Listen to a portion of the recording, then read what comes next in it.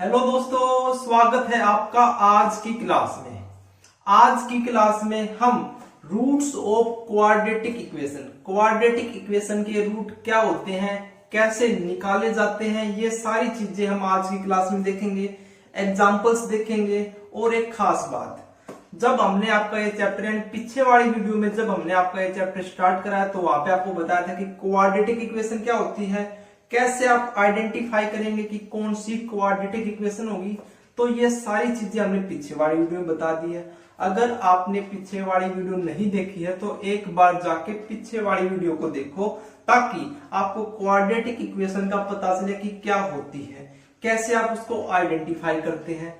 Exercise 4.1 भी हमने finish कराई है, जिससे आपकी मतलब क्वेश्चन सोल्व करने की प्रैक्टिस भी हो जाएगी और आप देखते ही बता दोगे कि कौन सी क्वाड्रेटिक इक्वेशन है या नहीं। ठीक है, तो आप एक बार जाके पीछे वाली वीडियो को देखो, फिर आप आज की क्लास को देखो। ठीक है, तो आज की क्लास का जो आपका टॉपिक है वो है कि रूट्स क्या होते हैं क्वाड्रेटिक इक्वेशन के, कैसे आप उनको फाइंड कर सकते हैं। ठीक है, तो हम स्टार्ट करते हैं कि रूट्स क्या होते हैं आपके क्वाड्रेटिक इक्वेशन के।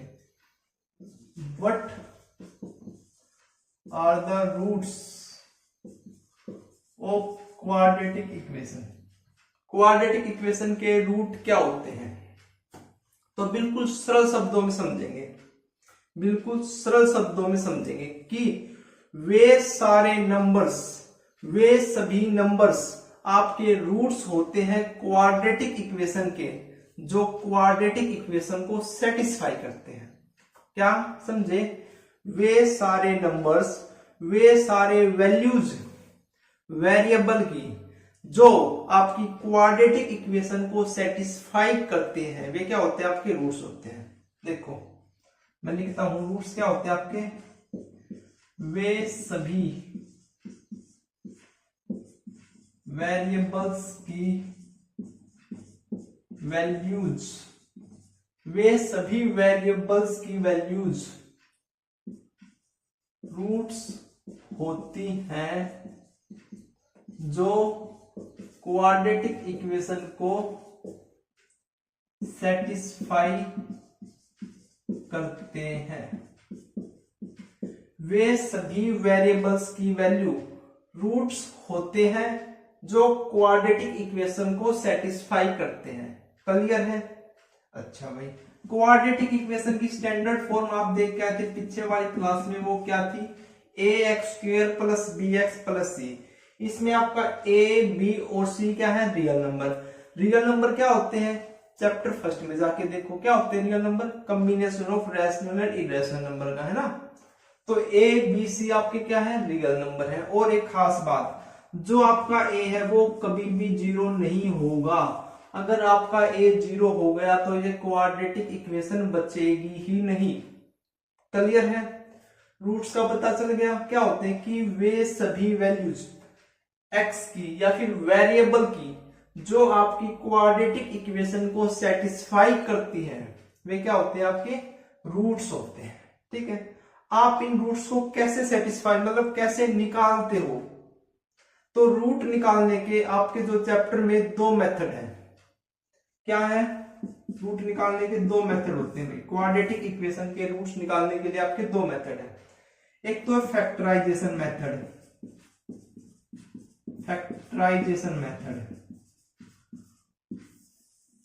और एक होता है आपका डायरेक्ट मेथड।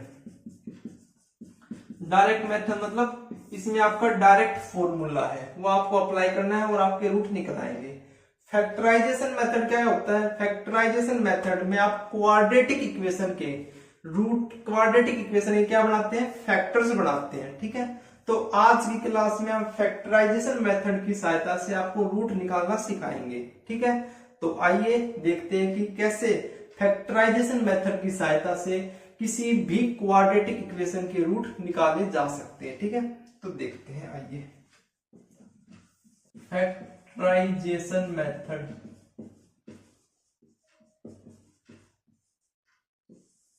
फैक्टराइजेशन मेथड पे, फैक्टराइजेशन मेथड क्या होता है, कैसे यूज किया जाता है क्वाड्रेटिक इक्वेशन के रूट निकालने के लिए, वो हम देखेंगे। तो फैक्टराइजेशन का नाम सुनते ही आपके दिमाग में क्या वर्ड आया होगा? फैक्टर्स, है ना, फैक्टर बनाया होगा ना, तो यही काम है फैक्टराइजेशन मेथड का।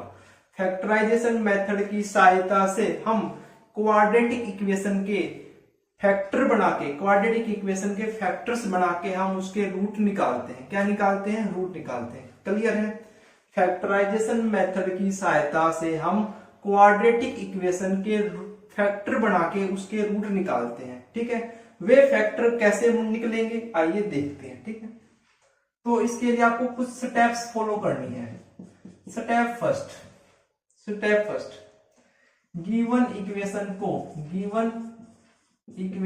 को क्वाड्रेटिक इक्वेशन की स्टैंडर्ड फॉर्म में लिखें। वो आपकी स्टैंडर्ड फॉर्म क्या होती है?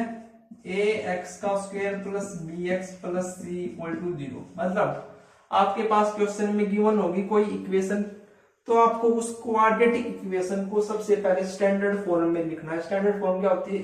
ax² plus bx plus c equal to 0। ठीक है, स्टेप टू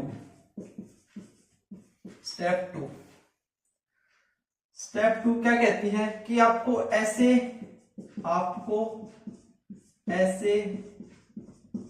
दो नंबर्स फाइंड करने हैं जिनका सम तो b के बराबर हो और प्रोडक्ट a c के बराबर हो। क्लियर? स्टेप सेकंड क्या है? आपको ऐसे दो नंबर्स फाइंड करने हैं। कैसे नंबर फाइंड करने हैं? ऐसे दो नंबर फाइंड करने हैं जिनका सम तो b के बराबर हो और उनका प्रोडक्ट a c के बराबर हो। यहाँ पे a b और c क्या है? यह क्या है? आपके कोफिशिएंट्स है ना। a b क्या है? a b c क्या है? ये आपके रियल नंबर है। क्लियर है? a क्या है? कोफिशिएंट है x² का, b क्या है? कोफिशिएंट है x का, और c क्या है? आपकी कांस्टेंट टर्म है। क्लियर है? तो आपको ऐसे दो नंबर फाइंड करने हैं। अब आपको ऐसे दो नंबर ही क्यों फाइंड करने हैं?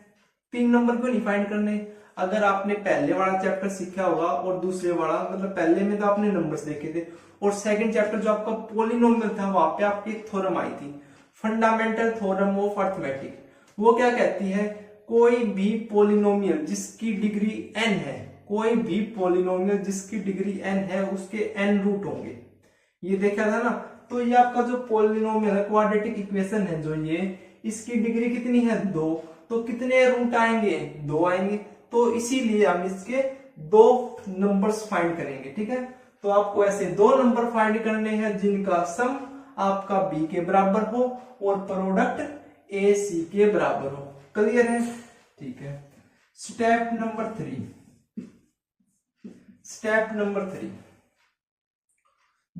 उन नंबर्स को b के स्थान पर रखना है। मतलब जो आपके दो नंबर्स आए हैं उनको आपको b के स्थान पर रखना है। जो आपका ये b है ना, ये b, इसके स्थान पर रखना है। ठीक है, अब हम एग्जांपल की सहायता से देखते हैं आगे। ठीक है, जैसे आपका एग्जांपल है 2x² plus 5x plus 3 equal to 0। ये कोई क्वाड्रेटिक इक्वेशन है। सबसे पहले इसको पहचानो कि ये क्वाड्रेटिक इक्वेशन है या नहीं। ध्यान से देखो, आपको दिखाई दे रही होगी यह क्वाड्रेटिक इक्वेशन है, क्योंकि इसकी डिग्री कितनी है? हाईएस्ट डिग्री, मतलब हाईएस्ट पावर ऑफ वेरिएबल क्या है? x है, उसकी डिग्री कितनी है? 2 है। ठीक है, क्लियर है? तो ये आपकी क्वाड्रेटिक इक्वेशन है। स्टेप फर्स्ट क्या कहती है कि इसको स्टैंडर्ड फॉर्म में लिखो। स्टैंडर्ड फॉर्म में लिखी हुई है। स्टेप 2 क्या कहती है? आपको ऐसे दो नंबर फाइंड करने हैं जिनका प्रोडक्ट AC के बराबर और सम किसके बराबर हो? B के बराबर हो। तो देखो, इसमें प्रोडक्ट हम किसके बराबर सर्च करेंगे? A या C है, मतलब 2 इंटू में 3 मतलब 6 के बराबर हो, और जो सम है वो किसके बराबर हो? 5 के बराबर हो। तो आपको ऐसे दो नंबर सर्च करने हैं जिनका प्रोडक्ट 6 के बराबर हो और सम 5 के बराबर हो। तो सर्च करो। तो जो 6 के जो प्रोडक्ट है ऐसे नंबर क्या हो सकते हैं, दो, 1 into 6 हो सकता है या फिर 2 into 3 हो सकता है ना, यही दो हो सकते हैं। अब आपको चेक करना है कि किन दो नंबर्स को ऐड करने से 5 आ रहा है। देखो 6 + 1 करेंगे तो 7 आएगा, 2 + 3 करेंगे तो 5 आएगा। तो आपके वे दो नंबर्स क्या होंगे, आपके 2 and 3। वे नंबर क्या होंगे आपके 2 and 3 हो गए, ठीक है। स्टेप थर्ड क्या कहती है कि उन नंबर्स को बी के स्थान पर रखो। अब बी के स्थान पर रखते हैं तो 2x² प्लस 2 प्लस में 3x प्लस में 3 = 0। क्लियर है। अच्छा देखो 2x² प्लस में 2x प्लस में 3x प्लस में 3 = 0 हो जाएगा। अब देखो, अब यहां से आप कुछ कॉमन आएगा ना। देखो इन दोनों से, देखो पहले इन दो से फिर इन दो से देखना है। इन दोनों में से क्या कॉमन है, 2x कॉमन है, तो 2x मैंने कॉमन लिया तो क्या बच गया x + 1। यहाँ पे देखोगे तो क्या कॉमन है, 3 कॉमन है, क्या बच गया x + 1 = 0। अब इस पूरे में से क्या कॉमन है, आपका x + 1 है, तो मैंने वो निकाल लिया। अंदर क्या बच गया 2x + 3 = 0। तो देखो ये क्या बन गया आपके इस क्वाड्रेटिक इक्वेशन के या क्या बन गया आपके फैक्टर्स बन गए ना। मतलब हमने इस क्वाड्रेटिक इक्वेशन को फैक्टर की फॉर्म में लिख दिया है। यही काम फैक्टराइजेशन मेथड का है। आगे अपना काम है, अपना क्या काम है। अब देखो x + 1 × 2x + 3, मतलब ये दो फैक्टर 0 के बराबर है। इसका मतलब क्या, या तो आपका x + 1 0 के बराबर होगा या 2x + 3 बराबर होगा 0 के ना। तो दोनों को 0 के बराबर रखते हैं। तो x + 1 को 0 के बराबर रखोगे तो x की वैल्यू कितनी आ जाएगी -1, और 2x + 3 को 0 के बराबर रखोगे तो कितना आ जाएगा 2x = -3, और x की वैल्यू कितनी आ जाएगी -3/2। तो आपके रूट्स क्या आ गए, -1 और -3/2 इस क्वाड्रेटिक इक्वेशन के रूट आ गए।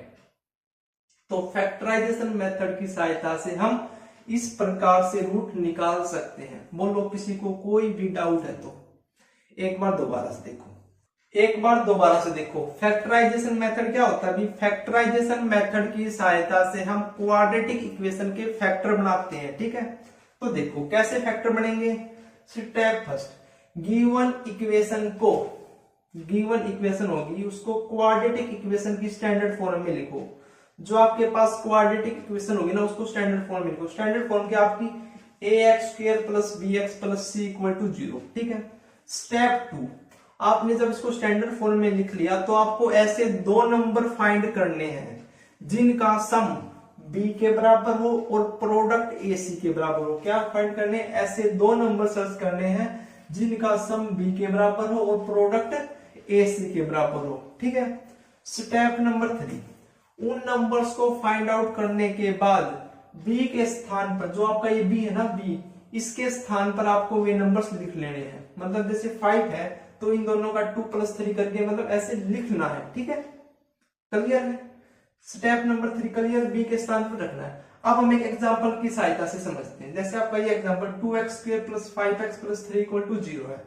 तो देखो आपको ऐसे दो नंबर सर्च करने हैं जिनका प्रोडक्ट 6 हो और सम किसके बराबर हो 5 के, है ना। स्टेप फर्स्ट तो आपकी ऑलरेडी मतलब स्टैंडर्ड फॉर्म में गिवन है। स्टेप 2, आपको ऐसे दो नंबर सर्च करने हैं जिनका प्रोडक्ट 6 के बराबर हो और सम 5 के बराबर हो, ठीक है। तो हमने ऐसे दो नंबर सर्च कर लिए 2 and 3। 2 और 3 आपके ऐसे दो नंबर हैं जिनका सम तो 5 के बराबर है और प्रोडक्ट 6 के बराबर है। क्लियर है। तो 5 के स्थान पर रख दिया 2 + 3 लिख दिया। अब देखो पहले दो में से हमने 2x कॉमन लिया, यहां से 3 कॉमन लिया, तो क्या आ गया 2x × x + 1 + 3 × x + 1। इस पूरे में से x + 1 लिया तो x + 1 × 2x + 3 = 0 आ गया। तो ये फैक्टर आ गया आपके, है ना। यानी क्वाड्रेटिक इक्वेशन को हमने फैक्टराइज करके लिख दिया है। क्लियर है। इनको हमने 0 के बराबर रखा 1 by 1, तो हमारे पास x की वैल्यू निकल के आ गई, ठीक है। तो ये आपका क्या था, फैक्टराइजेशन मेथड, ठीक है। और एग्जांपल्स देखते हैं हम। नेक्स्ट क्वेश्चन है आपका find the roots of quadratic equation 6x² - x - 2 = 0 by factorisation method. Solution मतलब फैक्टराइजेशन मेथड की सहायता से आपको इस इक्वेशन के, इस क्वाड्रेटिक इक्वेशन के रूट्स निकले हैं। ठीक है, तो देखोगे जो हमारे पास गिवन इक्वेशन क्या है, the given quadratic equation is क्या है, 6x² minus x minus 2 equal to 0। इसको आप कंपेयर कराओगे स्टैंडर्ड इक्वेशन के साथ, कंपेयर कराओगे, compare with standard equation ax² plus bx plus c equal to 0, तो आपके पास a की वैल्यू 6 आती है, b की वैल्यू -1 आती है और c की वैल्यू -2 आती है। मैंने आपको क्या बताया था अभी जो इस मेथड का हमने कंसेप्ट देखा कि आपको ऐसे दो नंबर फाइंड करने हैं, ऐसे दो नंबर फाइंड करने हैं जिनका प्रोडक्ट आपका AC के बराबर हो और जिनका सम आपका B के बराबर हो। AC कितना है 6 मल्टीप्लाई -2 यानी -12 है और B कितना है -1 है। यानी आपको ऐसे दो नंबर सर्च करने हैं जिनका प्रोडक्ट -12 के इक्वल है और जिनका सम -1 के इक्वल है। सर्च करो भाई कैसे नंबर, आपको ऐसे दो नंबर सर्च करने हैं। तो आप इसको देखा करो, जो इसका प्रोडक्ट करना है तो वैसे नंबर देखो, 12 3 into 4 हो सकता है, 6 into 2 हो सकता है, लेकिन देखो माइनस का 12 है यानी आपका जो एक फैक्टर होगा, मतलब 3 और 4 6 और 2 में से एक तो आपका कम से कम माइनस होगा, है ना। तो और वो माइनस कौन सा होगा, इसको देखो -1 मतलब बड़े वाला माइनस का होगा, है ना। तो देखो 3 और 4 है, इनमें से कौन सा माइनस का हो सकता है, 3 और 4 में से कौन सा माइनस का हो सकता है जिसका हम सम करें कि -1 आए। तो देखो 3 प्लस माइनस का 4 हो तभी -1 आ सकता है ना, यानी 3 तो आपका पॉजिटिव और 4 आपका नेगेटिव होगा, जब हम उनका सम करेंगे तभी आपका -1 आएगा। तो वे आपके फैक्टर्स क्या हो गए, वे दो नंबर क्या हो गए आपके 3, -4 हो गए। क्लियर है। तो अब आपको किसके स्थान पर रख देना है, B के स्थान के ऊपर रखना है। ठीक है, तो रखते हैं। तो 6x² प्लस B कितना -1 के स्थान पर आपको क्या रखना है 3 प्लस में माइनस का 4 इंटू में x और माइनस का 2 इक्वल टू में 0। ठीक है, तो 6x² plus 3x minus 4x minus 2 equal to 0। अब यहां से 3x कॉमन है तो 2x प्लस में 1, यहां से क्या कॉमन है माइनस का 2x कॉमन है तो क्या आ जाएगा 2x प्लस 1 इक्वल टू 0। इस पूरे में से 2x प्लस 1 कॉमन है, क्या बच गया अंदर 3x माइनस का 2x इक्वल टू में 0। 3x माइनस का 2x नहीं, देखो यहाँ से 2 आएगा, ओनली 2 कॉमन, 2x नहीं आएगा, देखो ध्यान से, यहाँ तो x है ना तो ओनली 2 आएगा, तो ये बच गया। तो आप इनको 1/1 0 के बराबर पुट करोगे तो 2x प्लस 1 को 0 के बराबर पुट करोगे तो x की वैल्यू कितनी आ जाएगी -1/2। अब 3x माइनस 2 को 0 के बराबर पुट करोगे तो 3x is equal to 2, x की वैल्यू कितनी आ जाएगी 2/3। तो आपके x की वैल्यू क्या आ गई -1/2 एंड 2/3। ये आपके क्या हो गए, रूट हो गए इस क्वाड्रेटिक इक्वेशन के। ठीक है, तो आपको इस प्रकार से क्वेश्चन को सोल्व करने हैं। ठीक है, एक एग्जांपल और देखो। नेक्स्ट अभी question, find the roots of quadratic equation 2x² minus 5x plus 3 equal to 0। ये कोई क्वाड्रेटिक इक्वेशन है, आपको इसके रूट निकालने हैं। तो क्या करना है, आपको ऐसे दो नंबर सर्च करने हैं जिनका सम तो 6 के बराबर हो, जिनका प्रोडक्ट तो 6 के बराबर हो और जो सम है वो किसके बराबर हो -5 के बराबर हो, है ना। तो सर्च करो, 6 के दो नंबर क्या हो सकते हैं 2 3, 2 और 3 को ऐड करेंगे तो -5 आएगा, है ना, लेकिन आपको चाहिए -5। तो कैसे करना पड़ेगा, मतलब दोनों पे -2 इंटू -2 और -3 करेंगे तो देखो -2 मल्टीप्लाई विद -3 करेंगे तो कितना आएगा 6 आएगा, -2 और -3 ऐड करेंगे तो कितना आएगा -5। तो हमारे पास में दो नंबर क्या आ गए -2 और -3 आ गए, है ना। तो आपको ऐसे सर्च करने हैं, फाइंड करने हैं। ठीक है, तो आपके पास क्या आ गया -2 और -3। तो देखो 2x², यहाँ पे क्या लिख दूंगा 2x माइनस का 3x प्लस 3 इक्वल टू 0। यहाँ से 2x कॉमन तो x माइनस का 1, यहाँ से 3 कॉमन x माइनस का 1 इक्वल टू 0। यहाँ से पूरे से x माइनस 1 कॉमन और यहाँ से 2x माइनस 3 इक्वल टू 0। यहाँ से x माइनस 1 को 0 के बराबर रखोगे तो x की वैल्यू 1 और 2x माइनस 3 को 0 के बराबर रखोगे तो 2x इक्वल टू 3, तो x की वैल्यू कितनी आ गई 3/2। ठीक है, तो ये क्या आ गया आपके रूट आ गए क्वाड्रेटिक इक्वेशन के। आप इन रूट्स को अगर इक्वेशन में सेटिस्फाई करा के देखोगे तो ये रूट सेटिस्फाई करेंगे, ये वैल्यू सेटिस्फाई करेंगे। ठीक है, ये आप खुद करके देखो। आपको अगर आंसर चेक करना है कि मेरा आंसर सही आया है या नहीं, तो आपको इन वैल्यूज को क्वेश्चन में पुट करके देख लेना है। ठीक है, लेफ्ट हैंड साइड अगर राइट हैंड साइड की इक्वल आती है तो मतलब हमारा क्वेश्चन सही है। क्लियर है?